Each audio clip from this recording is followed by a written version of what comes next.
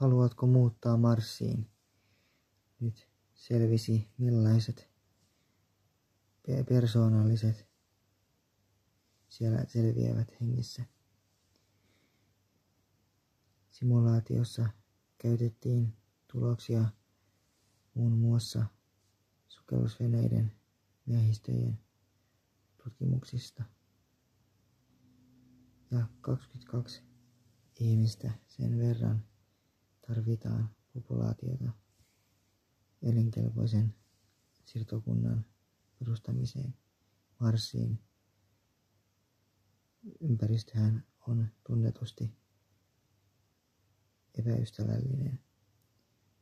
Marsiin on suunnitteilla useita retkiä, mutta pysyvän siirtokunnan perustaminen on luonnollisesti paljon haastavampaa.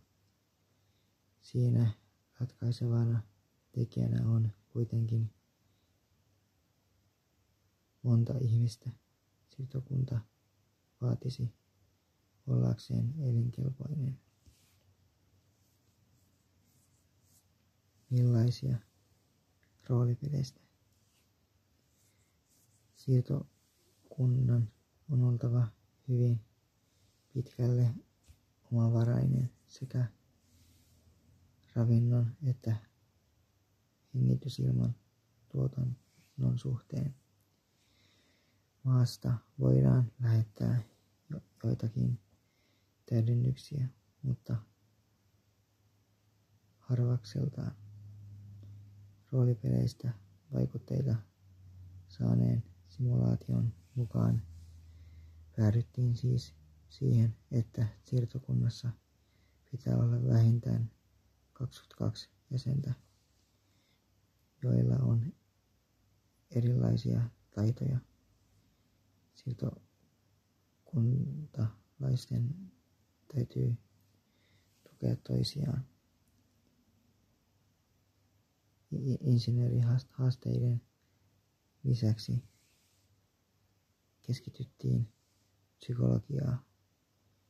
Erittäin olennaista on, että joukossa ei ole kusipäitä.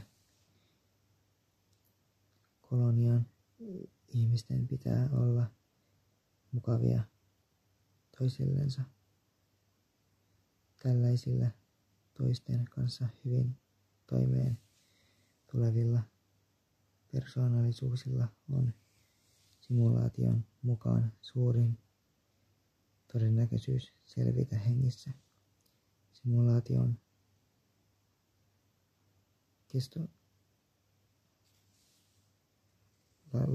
laitettiin noin 28 vuotta. Hengissä selviämistä edisti myös stressin sietokyky, hyvät sosiaaliset taidot ja